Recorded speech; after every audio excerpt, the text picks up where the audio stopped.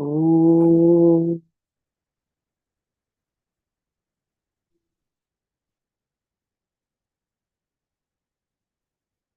Om.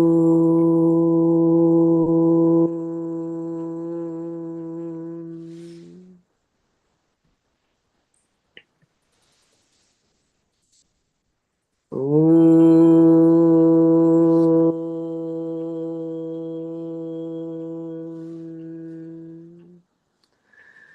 Om Sahana Vavatu Sahanau Bhunaktu Sahaviryankaravavahai Tejasvinavadhitamastu ma vidvishavahai. Om Shanti Shanti Shantihi. Narayanam Namaskritya Naram Chaiva Narottamam Devim Saraswatim Vyasam Tato Jayamudirayet.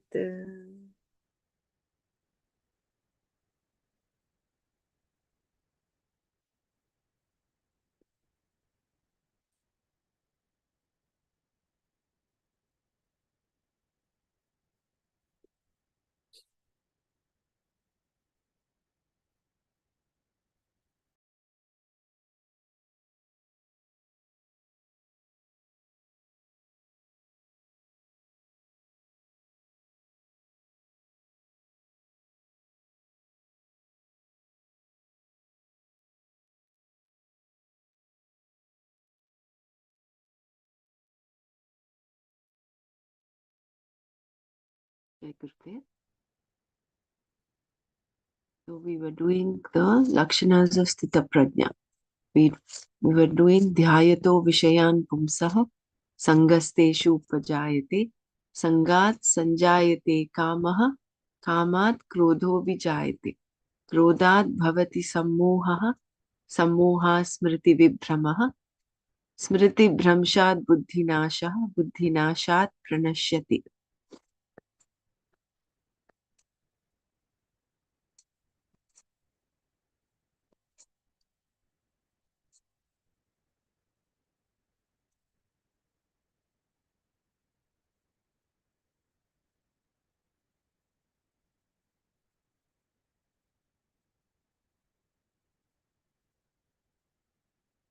So, in the person who dwells upon objects, an attachment is born with reference to them.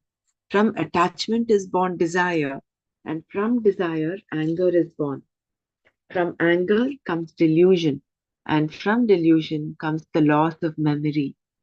Because of the loss of memory, the mind becomes incapacitated, and when the mind is incapacitated, the person is destroyed. We did this yesterday, the meditation of attachment, how we constantly meditate on an object, and not every desire can be fulfilled.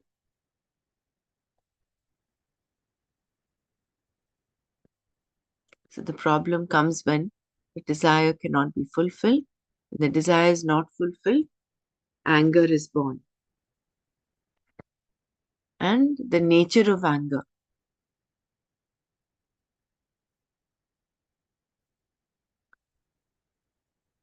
The nature of anger is that it is directed towards the object or the obstruction that obstructs your fulfilling the desire.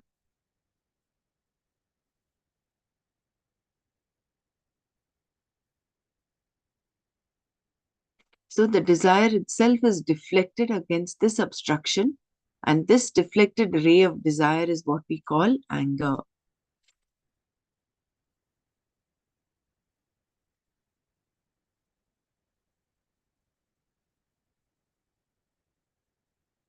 The very meaning of anger means that Viveka is not there.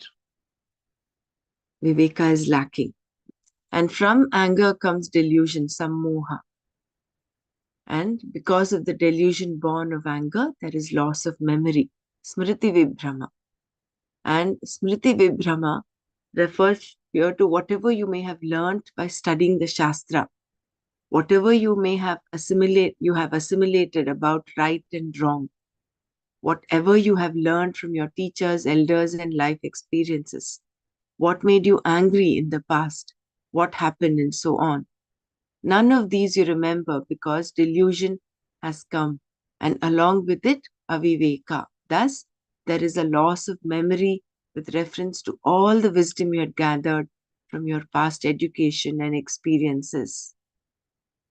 Once the wisdom of your past experiences, smriti, is not available, the mind is incapacitated. There is buddhi nasha. Your intellect is unable to do what it is supposed to do. And in the absence of wisdom, impulse takes over. So your animalistic tendencies show up. It may be biting, kicking, screaming, hitting, or even committing suicide. When a person is controlled by impulse, anything can happen. And whatever happens, just happens. So, very beautifully, Swamiji described how the verbs are different. Up until anger, he says everything is born. Once anger comes, once anger is born, all the others just take place. There is no control then. The verbs used in these two verses are very revealing in this regard. From attachment, desire is born. And from desire, anger is born. At this point, however, the verb changes from is born to takes place. From anger, delusion takes place. And from delusion, the incapacity of the mind takes place. This shows how the person has no more any control over the situation. Once anger is born, delusion, loss of wisdom, and the destruction of the person just takes place. Control is possible only before anger. Afterwards, what happens is history. Given that meditating on desirable objects creates problems for you, the message of the Gita is clear.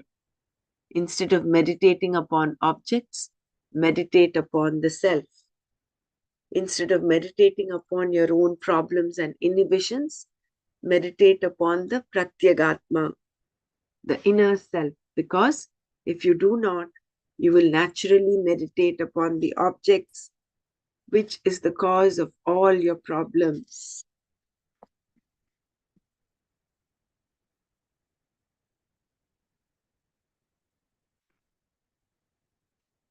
Am I enough audible? I just want to check because I'm using just my laptop. Yes, Brahmaraji. Okay, well, that's fine. Thank you. रागद्वेषवियुक्तैस्तु विषयानिन्द्रियैश्चरन् आत्मवश्यैर्विधेयात्मा प्रसादमधिगच्छति. Two, whereas ragadvesha viyuktaihi, free from likes and dislikes, atmavashyaihi, with those that are under his or her control, indriyaihi, with sense organs, vishayan charan, moving in the world of objects, vidheyatma, one whose mind is controlled, prasadam, tranquility, adhigachati, attains. तु रागद्वेषवियुक्तैः आत्मवश्यैः इन्द्रियैः विषयान् चरन् विधेयात्मा prasadam adhigachati. Whereas one whose mind is controlled, moving in the world of objects with the sense organs under his or her control, free from likes and dislikes, attains tranquility. We have seen that even a viveki cannot but dwell upon objects of ragadveshas, likes and dislikes, if he or she still has rasa, a value for these objects.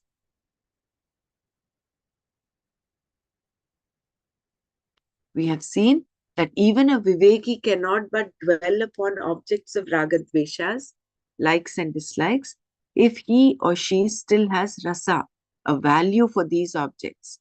And this dwelling upon is also called meditation.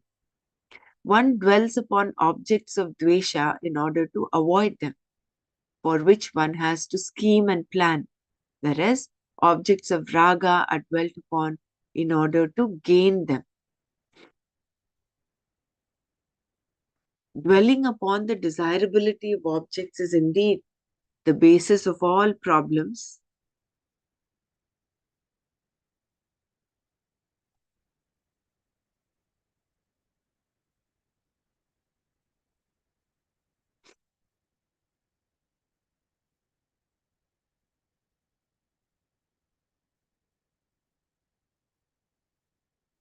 Dwelling upon the desirability of objects is indeed the basis of all problems that come later. It is the cause for the affection and love that develops for the object.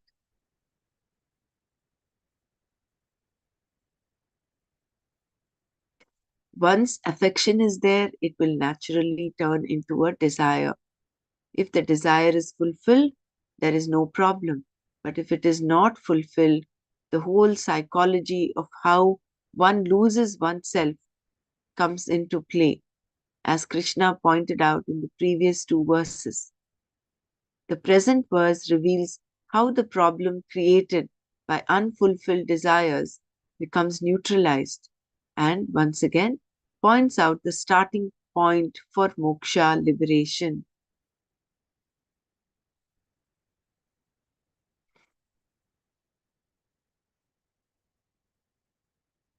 Thing is, every desire cannot be fulfilled all the time, and that is why the problem arises. How unfulfilled desires become neutralized, and once again points out the starting point for moksha liberation.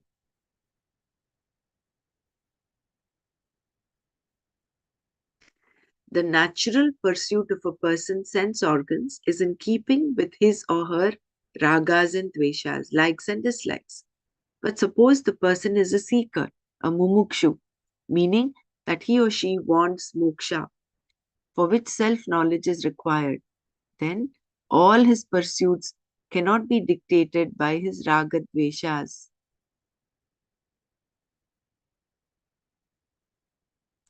The word mumukshu is especially pertinent here in that it means one who is desirous of liberation. Moktum ichuhu mumukshuhu.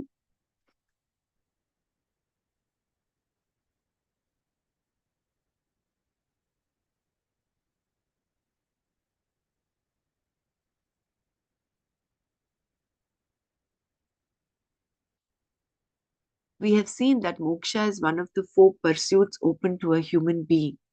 But for a mumukshu, moksha alone is important. He or she has already sought after and experienced pursuits of security, artha, and pleasure, kama, or has learnt about them by observing the pursuits of others. From all these, the person has developed discrimination, viveka, and because of this viveka alone has become a mumukshu.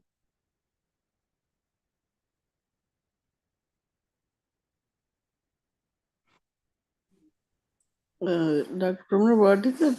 We read that Moksha, moksha, icha, moksha, what does that mean?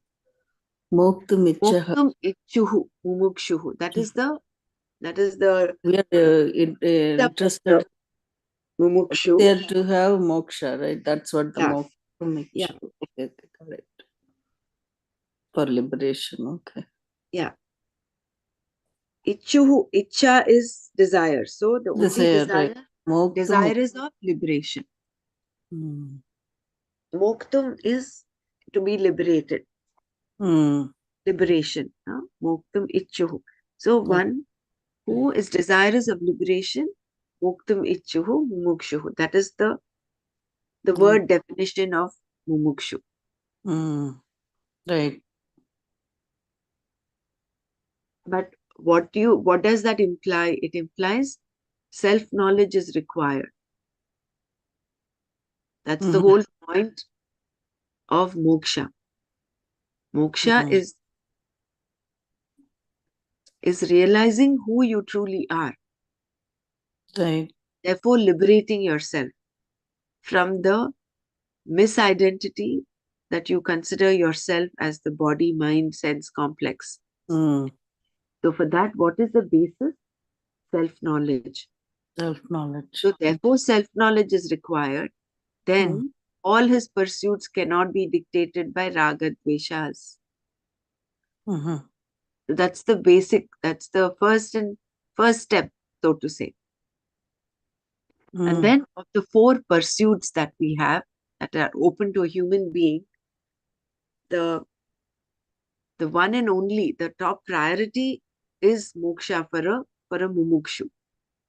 He has already seen kama, artha, Artha, karma, and the dharma, right? and Dharma. dharma. Of course, Sure. he lives a life of dharma Right.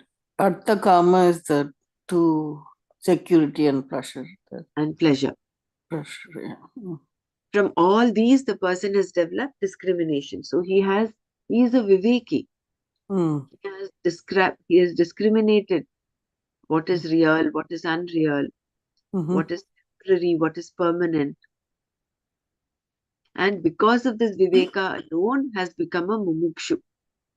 That Mm. is a mumukshu. Some Right. might just follow the path of moksha out of curiosity, but Mhm.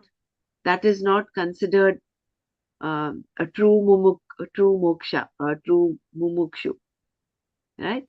So for a person to be,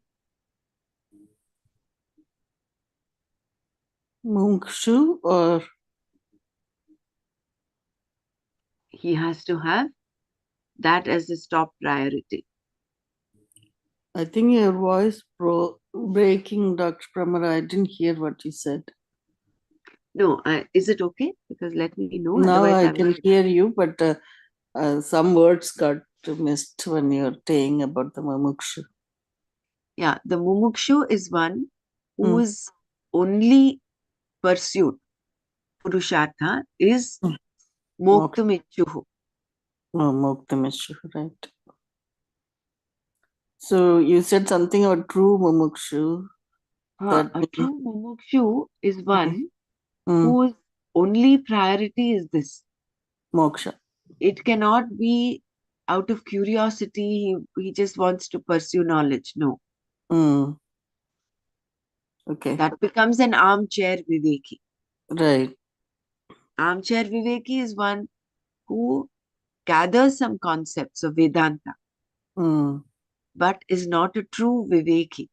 mm, mm, He is like a fair weather friend. When it suits him or her, mm, he will follow this. Otherwise, he will get back. He's like a yo-yo.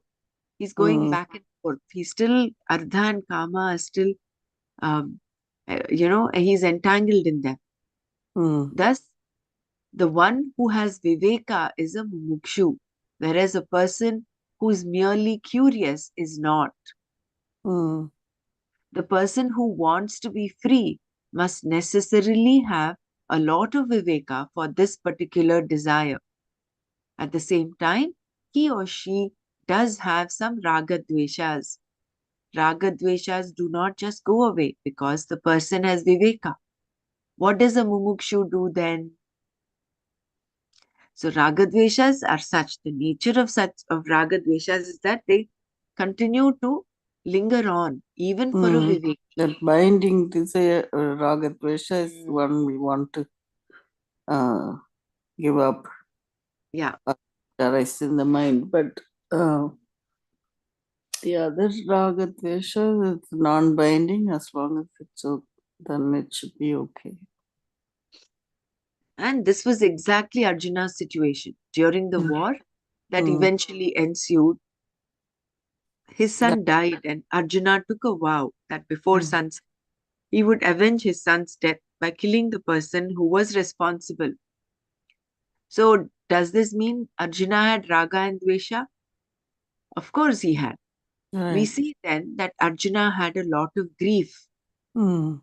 This was because ragadveshas do not go away overnight, even Right. though in the 18th chapter of the Gita, which preceded the above episode, Arjuna had said, "No more delusion for me. I know exactly what it is all about." He still had ambitions and therefore attachments. He had definitely been living a life of dharma, but ragadveshas were still in his heart. This is why one has to live a life of karma yoga for a length of time. Arjuna said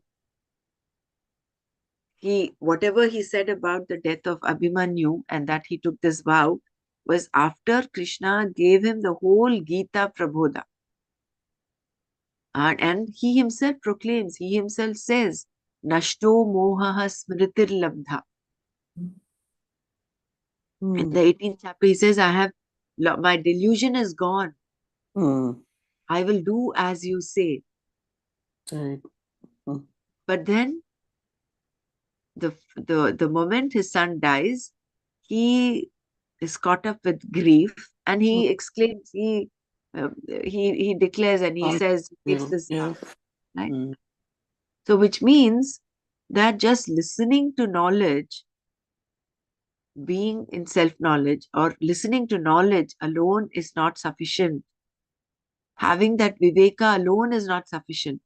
You Right. have to live a life of karma yoga for a length of time. Mm. That has to be underlined there. Mm-hmm. Because it is only by living a life of a karma yogi Karma. can Mm. you neutralize the ragadveshas. Mm-hmm. Just by listening to knowledge, you get some concepts. You Right. have some concept about right and wrong, I mean, about real and unreal, what is self, what is non self, Atma, Anatma, Viveka comes. But ragadveshas still linger on. So a karma yogi is a mumukshu. The sense organs of a mumukshu are freed from ragadveshas, meaning that they are not backed by ragadveshas. This is because the mumukshu has been living a life of karma yoga. Such a person does not run away from the world. Where would he or she go? The mumukshu goes about in the world experiencing the sense objects. The word charan here generally means reaching or going in the sense of movement, but it can also have the sense of knowledge. In fact, any verbal root that has a sense of reaching or going has also the sense of knowing or experiencing. For example, the expression reaching Brahman means understanding or knowing Brahman. There is no going or moving in the sense of reaching somewhere. So we understand the word charan in uh, Indriya's charan. The shloka was ragadvesha viyuktaistu vishayan indriyais charan atmavasyair vidheyatma prasadam adhigacchati. So vishayan charan, moving in the world of objects, vidheyatma. So here the word charan, although one meaning is reaching, So the moving in the world of objects, meaning yes, moving, that was the meaning for the charan. Or you yeah, it said, also means understanding or knowing or experiencing. mm, yeah, like the objects, right? So that's Vishayan is the object. It indicates the object So in this in therefore, this. there is no going or moving in the sense Mm. of reaching somewhere.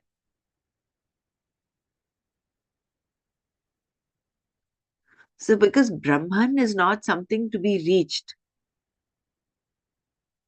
Brahman is everything. There is no uh, it, it is me, it is you, it is what is. So there's no reaching Brahman. It is only understanding or realizing. So too in this verse, charan does not mean that the person is moving around in the physical sense. The word means experiencing and takes all the sense organs into account.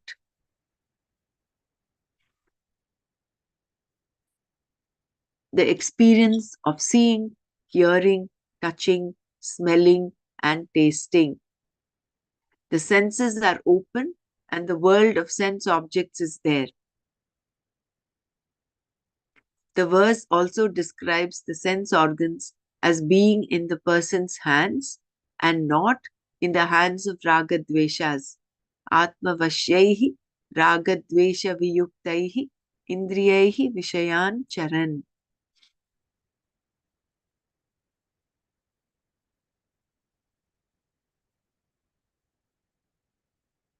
I'll repeat this one. So, here the verse does not mean, charan does not mean that the person is moving around in the physical sense. The word means experiencing and takes all the sense organs into account. The experience of seeing, hearing, touching, smelling, and tasting. The senses are open and the world of sense objects is there. The verse also describes the sense organs as being in the person's hands and not in the hands of ragadveshas. Atmavashyaihi ragadvesha viyuktaihi indriyaihi vishayan charan. This means that all one's pursuits are not dictated by raga and dvesha, but by dharma and adharma, and what is proper and improper.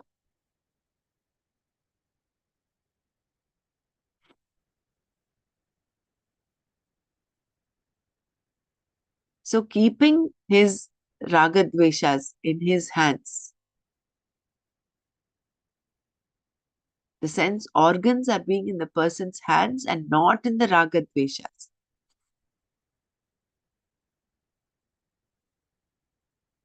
So, it's not ragadveshas in his hands, keeping his sense organs in his hands. That means that all one's pursuits are not dictated by raga and dvesha, but by dharma and adharma, and what is proper and improper. The person decides what he or she wants and is not goaded by his or her likes and dislikes. The raga dveshas do not decide.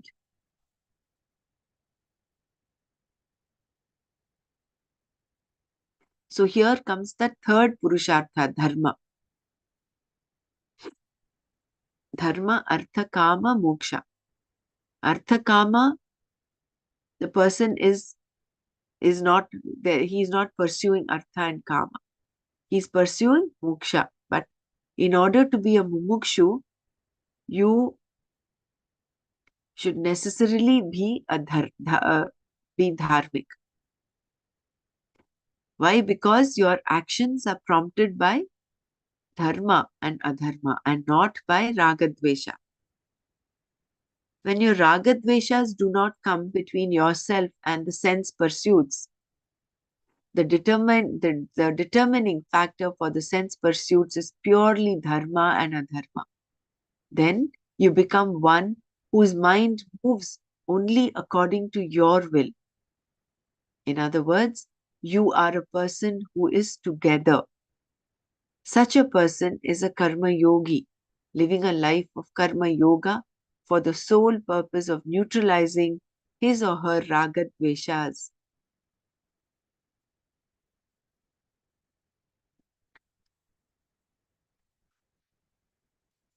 So you become one whose mind moves only according to your will.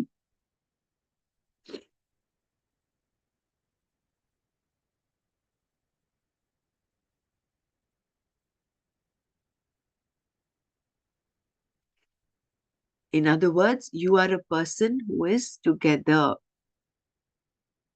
I was just wondering here, this is where we need to understand. I think in third chapter, there is one shloka which says, you are, um, We are almost like a puppet in the sense we are uh, we are governed by our three gunas, and based on that, based on the previous karma, based on the vasanas, we tend to behave in such a manner. But this verse here is saying that a mumukshu is one whose mind moves only according to his or her will. That is the purushartha.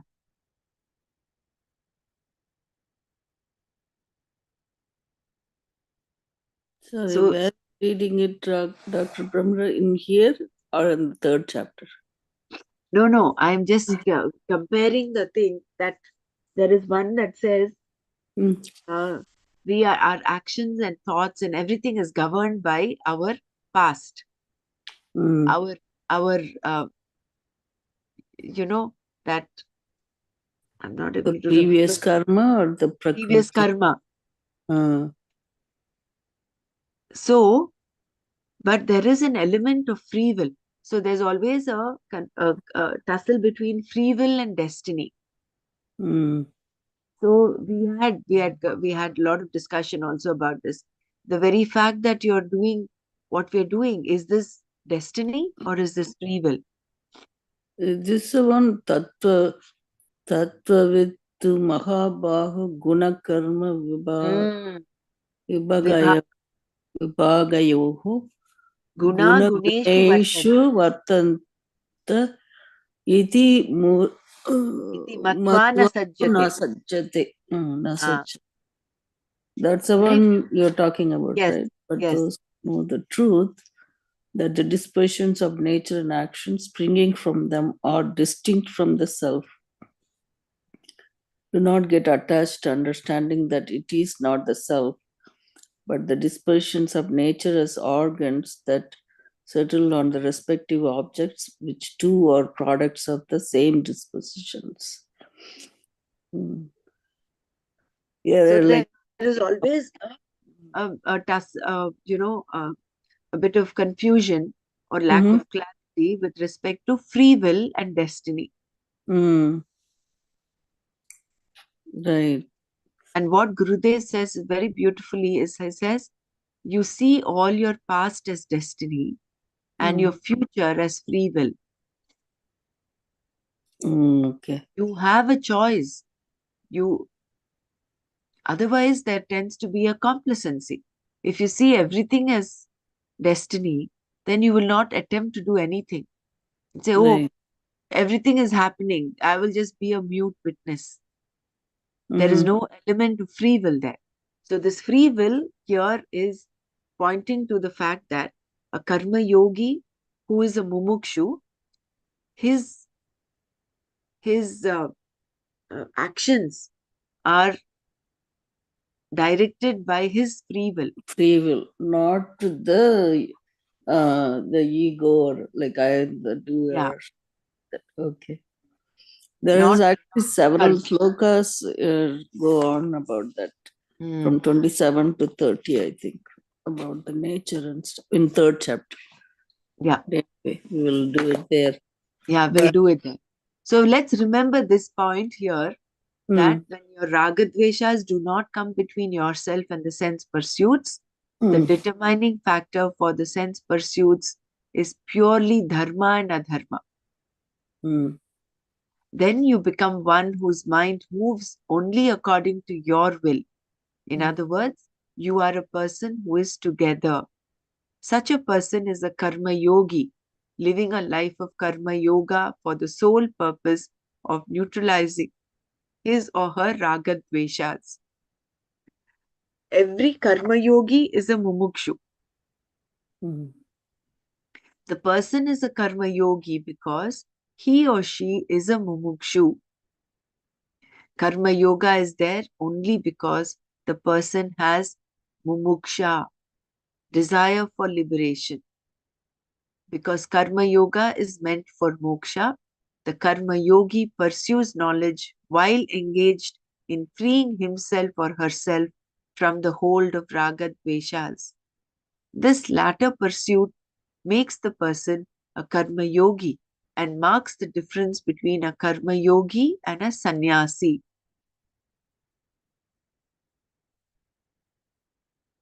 Whether the person is a sannyasi or a karma yogi, he or she is one who has the senses and mind together. Such a person gains satisfaction or tranquility, prasada. So, very beautiful distinction here given between a karma yogi and sannyasi. What is a karma yogi or who is a karma yogi? One who pursues knowledge. Sannyasi also pursues knowledge, but sannyasi pursues knowledge to the exclusion of all else. Whereas a karma yogi pursues knowledge while engaged in freeing himself or herself from the hold of raga dvesha. So, when can he do this? Only when he continues to be in the world of objects. He has not renounced the world while living, while moving around, while experiencing sense objects. He pursues self knowledge.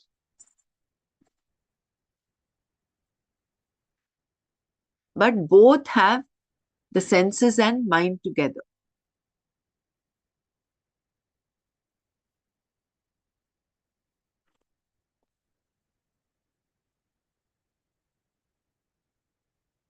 Then such a person gains tranquility or satisfaction, prasad. We have already seen that prasada is anything that comes from the Lord. But prasada has another meaning also, cheerfulness, satisfaction, tranquility, which is what happens in the mind of one whose sense organs are in one's own hands. And when one is free from the hold of raga dveshas,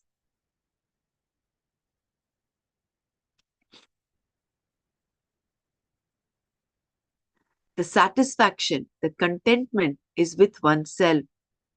The mind is steady, and there is an almost total absence of agitation and self dissatisfaction.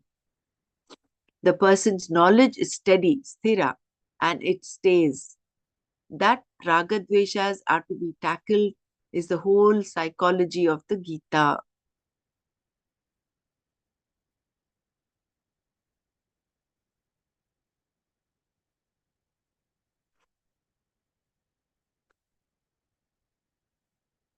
I will read this paragraph again.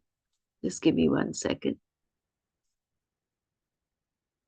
We have already seen that prasada is anything that comes from the Lord. But prasada has another meaning also, cheerfulness, satisfaction, tranquility, which is what happens in the mind of one whose sense organs are in one's own hands.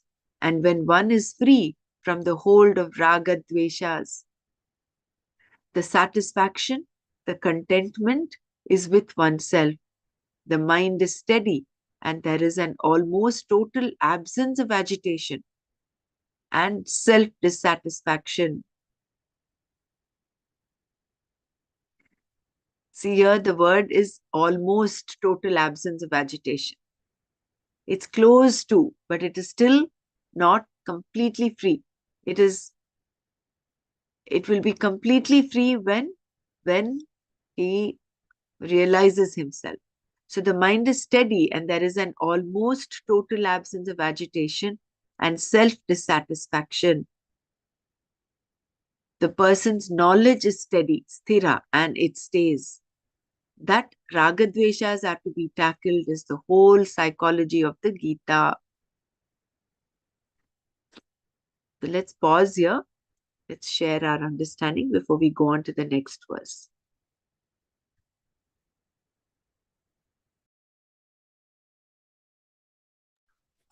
So, with the karma yoga attitude that we are gaining, we are getting that prasada, whatever the karma that we do, whatever the result as a prasada, right? That gives this cheerfulness, satisfaction, and tranquility.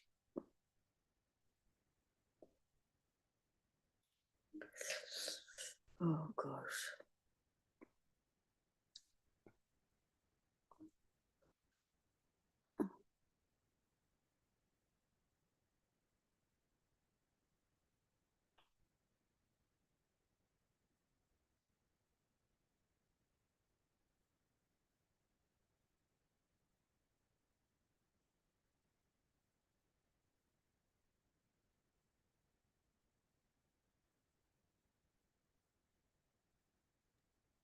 Jai Gurudev, again it comes back to the same knowledge points of our Sudarshan Kriya, accepting.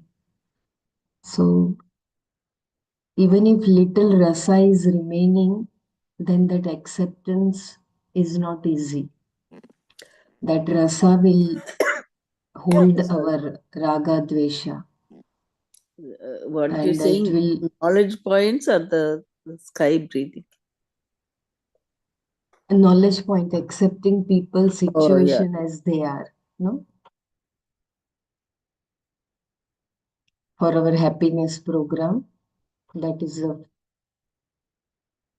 so whatever comes in life, whatever situation or relation or for material aspect also, when we accept fully, totally as a prasad from the Lord, then it becomes easier.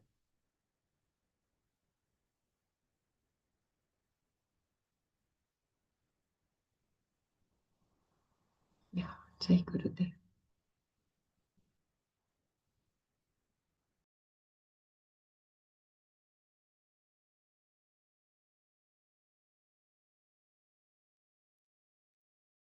One thing more, Jai Gurudev, like sadhak always have this in mind that I've been practicing my daily, like my meditations, my prayer, all religious activities, but still he doesn't notice much of a change. Uh, what significant change we can say? He doesn't notice. So this question I always had, and then one thing which one of the teachers said was that it is if you there's a change in your behavior, in your or in your attributes, like the anger has gone down, the you are more content, satisfied, not there's not much of turmoil in your mind. The things are changing. So that is after like I've reading this, I just remember that it is a again the prasada which we are receiving in a form that there's internal changes which are happening. So this is the prasada which we are getting when we are in our doing our like nitya naimitya karmas we are doing. So this is the prasada that internal changes are happening. So just I got that memory of that. So for sharing this, yeah.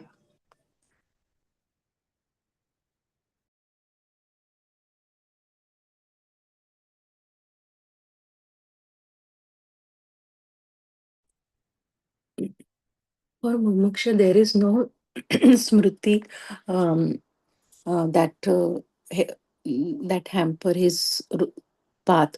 Means actually, whatever he is doing, he has a control over everything. So his only sole priority is the mumukshatva. So other things will not bind him or गोल से अलग नहीं करेंगे उनको other things.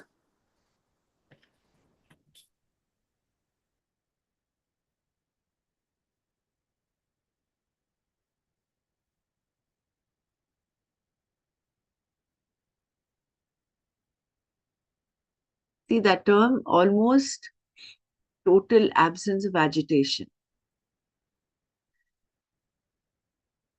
He develops cheerfulness, satisfaction, and tranquility.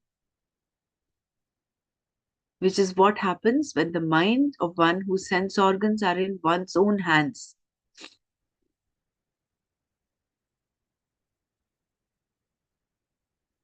You know, the Gitopadesh picture is so very significant in that Krishna is the one who has the reins of all the horses. It's a debate whether there are 4 horses or 5 horses, but let's assume that there are 5 horses there. The 5 horses represent the 5 sense organs, and Krishna represents that the jnani, the intellect that is fully blossomed.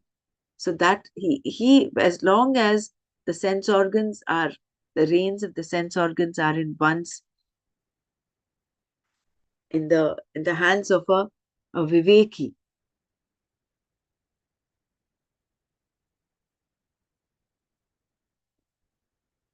then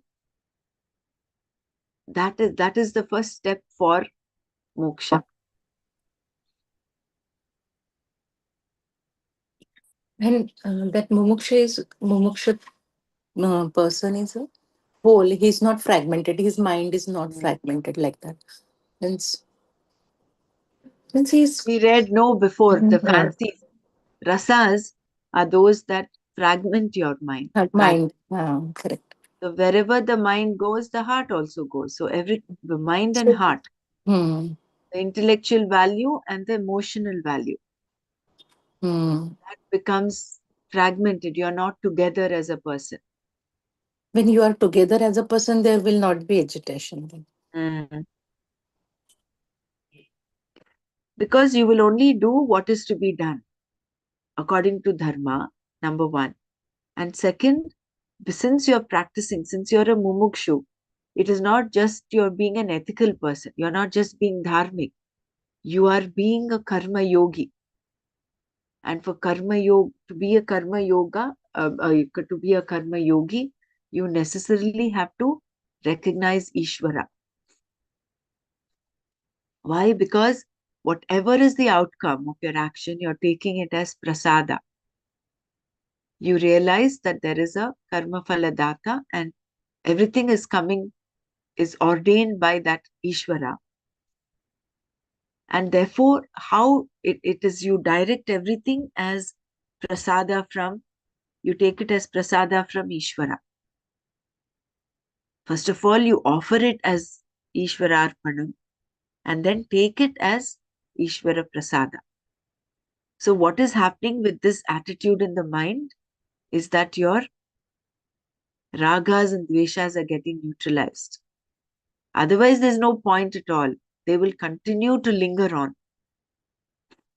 It is this attitudinal shift in the mind. And therefore, between a person who's just living an ethical life, to a person who is a karma yogi, there is this important shift that needs to happen, recognizing Ishvara. So initially I was finding it difficult to understand why should a karma yogi recognize Ishvara. But why is because that yajna bhava will not happen otherwise. Yajna Unless bhava and the prasad buddhi, that buddhi also. both. For So an atheist, when you're in karma yogi, that attitude it must be like I am not the doer, right? It's in the sense you're doing with that attitude that I am Ishvara, not the doer is the ultimate thing that will happen to a karma yogi. That right? is the a kartra, bhoktra state is the Akartrutva, jnani. abhoktritva, right? Correct. So that is Mm. the state of a jnani, right? For a Mm. karma yogi, there is Mm. that faint tinge of kartritva bhavana. Otherwise, you cannot really do and receive. Okay. So when we say with that attitude meaning, you Uh, are doing it as an instrument rather than jeez, whatever we are doing is Is that how it works when we say that the yajna bod attitude or whatever? I'm having this jaw pain that bothers me. So anyway, so how? I mean, tried to. And I thought this is that attitude when we talked about, but uh, so See, now, but listen, when we're mm, doing it as Yajna Bhava, mm, correct, we're doing it, but there mm, is a karma yogi is still a work in progress, no? mm-hmm, Once the karma yogi transforms into a jnani, that is, he's attained moksha, mm, then there is total absence of kartritva bhavana. mm-hmm,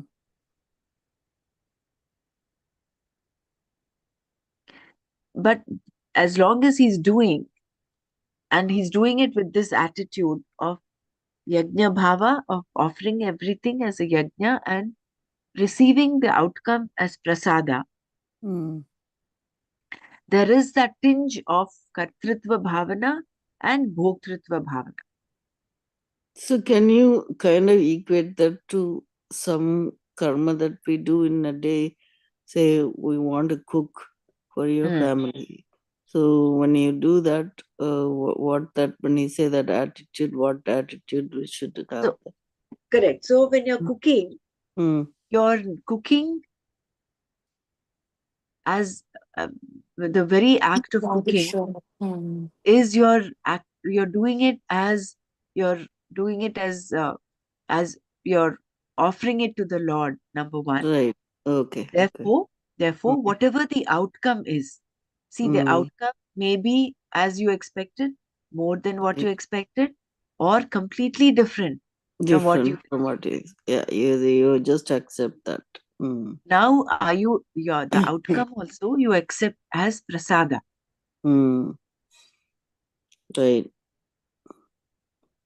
See, you're experiencing that outcome, no? It is not like you're experiencing it, but you're getting Right. that tranquility Mm, because there is an attitudinal shift in your mind. You're mm, taking it as prasada. right. Mm, It is right. not according to your raga dvesha. So, if your very act of cooking itself is Mm, directed by raga dvesha as right. against sense of duty, sense of dharma and adharma Mm, there. mm, So dharma is, yes, you're in your role capacity, mm, you're responsible to make that dish or cook for your family. mm, So you set out to do it. right. But if you went through your raga dveshas, if it was directed through raga dveshas, you'll say, Mm, oh, I don't feel like cooking today. Or I right. don't, you're going along your feelings, your Mm, likes and dislikes, right. rather than your Not, commitment. not having that raga dvesha Yeah, and doing it with that attitude. Okay. right. Now So the getting difference between convenience and commitment. So commit. you're living a life of commitment Mm. versus a life of convenience. So yeah, you have to do what you have to do in terms Correct. of karma yoga. Right. Okay. Mm, got And it. then you're offering it also. You're that bhakti is there, that offering Mm, to the Lord. attitude of it as an offering. Mm, okay. It is like how when you wake up your child, Charna, Swami Suryapada, who, Yeah. uh, you You're know, waking up with the when you wake up a child, how do you wake child. up? Like how you sing the Suprabhatam for the Lord, Right. Mm, huh? yeah. Rather than you caught up with your likes. See, the dislike is what when you're waking up a child, you dislike the child um, not getting up on the first call. Right. You want the child to get up on the first call. But the Right. child, it's our experience. They Right. toss and turn over. They say not now, later, and you have to Mhm. go several times to wake them up. Mm, That you're getting caught up in your dislike, in your dvesha. And mm, then that triggers off an anger, the mhm, desire. So there's an obstruction to your fulfillment of desire. The obstruction is what? The child not getting up. And that triggers what? it triggers anger. And the anger is directed at whom? The obstruction is the child is not waking up because of XYZ reasons. So Right. you direct that anger is born, and the anger is against the person who is the object that comes in between your fulfillment of desire. And here the object happens to be the child. Therefore, you get angry. And once anger comes, once anger is born, The then what delusion. happens? Delusion takes Delusion. place. There is loss of memory. All that we learned in the Bhagavad Gita about, having tranquil mind, Everything is living a gone, life not of the karma God. yogi, all that goes down the drain. Yeah. All that goes down the drain. And then Yeah. buddhi nasha happens. Right. And then we yell and scream and do whatever. So this is where attitude of karma yoga comes in, where even before the anger arises, you have a say.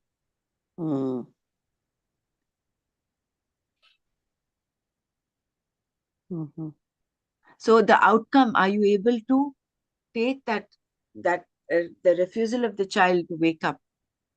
A child is tossing, turning.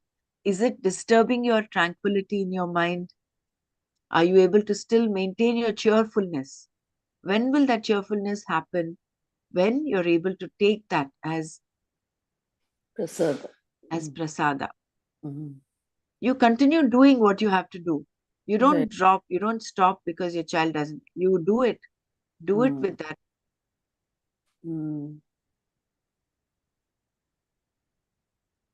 That sense of duty, sense of responsibility.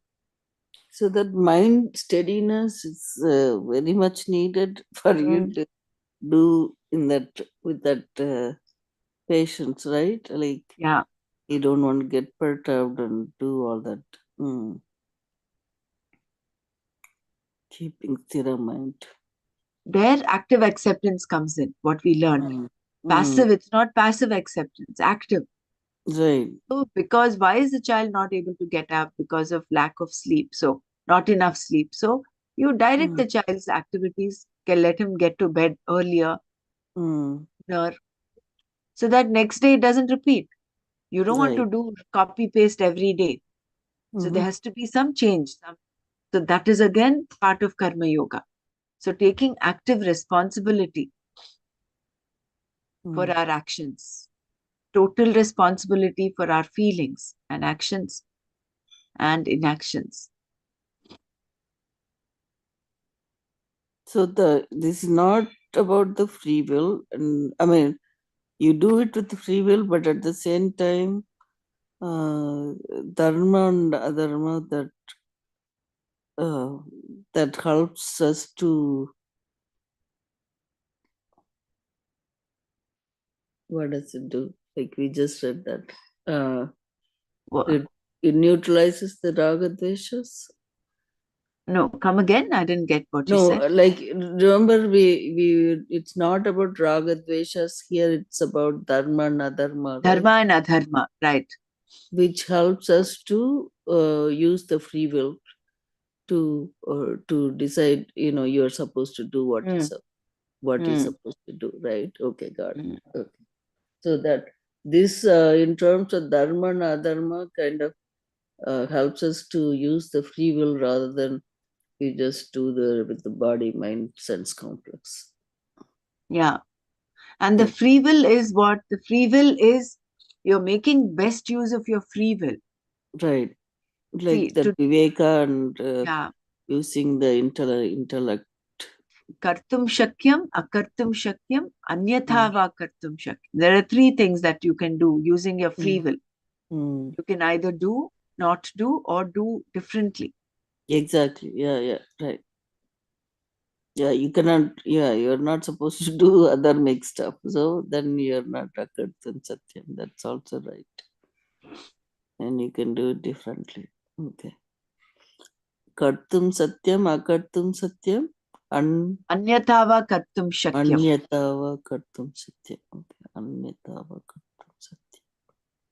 Shakyam, yeah. Nice. Wow. Every day we learn something different. Yeah. So then that is when Mm, the mm. the knowledge becomes steady. See, when Yeah, you're not, like I was under the impression about karma yogi is like, okay, you do it with that attitude, meaning like you're not the doer, but then again you are still doing it. mm, That now I see got why, that see, correct. that is why it is said, Ishvara Arpana Buddhi and the Prasada. I had to remember that. that is why one needs to live the life of a Yogi, yeah. a yogi Mm, for a length of time. mm. Otherwise, see, Arjuna got those direct knowledge, self-knowledge from Krishna. Y- He thought he had understood everything. Yeah, But then that's Mother what Krishna, exactly happening in our lives, right? I mean, I mm, also try to do something like that, but then it goes away and as time goes on during the day, okay, we should do it like this, or whenever we decide to read about it, and okay, I try to bring this back into our practice, keep doing it like this, but then something comes along and it takes away, I think, this Maya or whatever. We go back into the same old like way what Arjuna did with his son, his death, or something like that. It interrupts our actions. So to be steady, that steadiness had to be in our mind. Mm.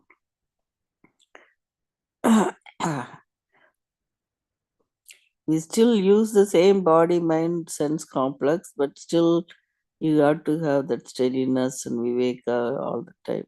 Mm. Sorry, go ahead.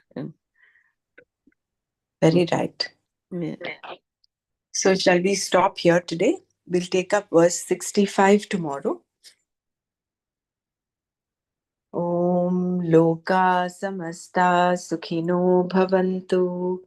Om Shanti Shanti Shanti. Om Tat Sat Shri Krishna Arpanamastu. Jai Gurudev.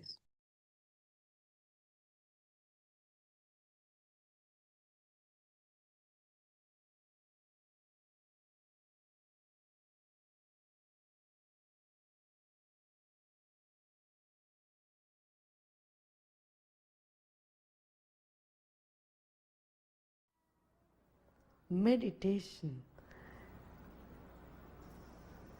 is accepting this moment, living every moment totally with depth. Let us keep our spine erect and body relaxed and eyes closed. Relax your shoulders. Keep a big smile on your face.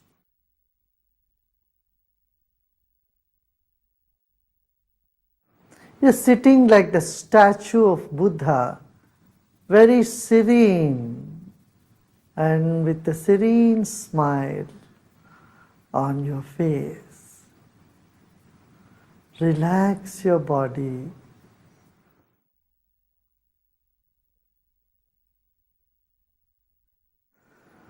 Let's take a deep breath in and breathe out.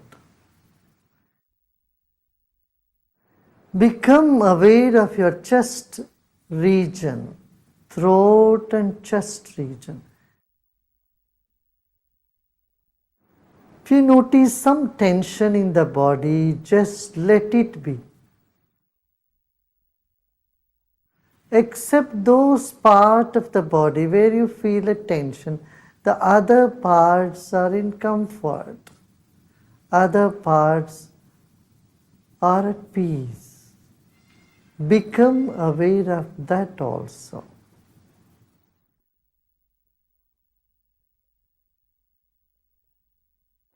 There are many good things about you and inside of you. Acknowledge them. They will never leave you. And the negative aspect you may see in you is never going to stay with you forever. They are all guests for some time. Let them be. Sit with the total acceptance of yourself the way you are at this very moment. Total acceptance of what is now here lead us to deeper meditation.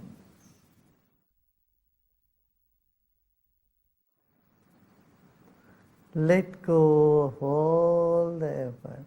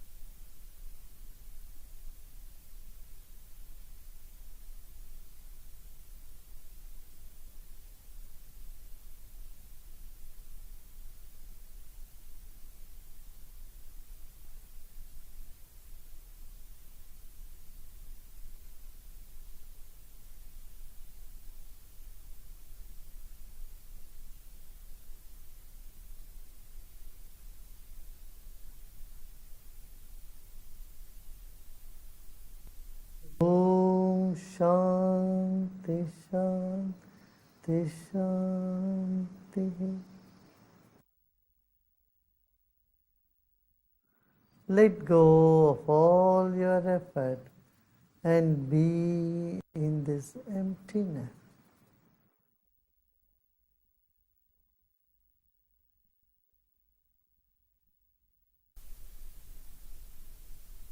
And slowly and gradually become aware of body and surroundings. And you may gently open your eyes.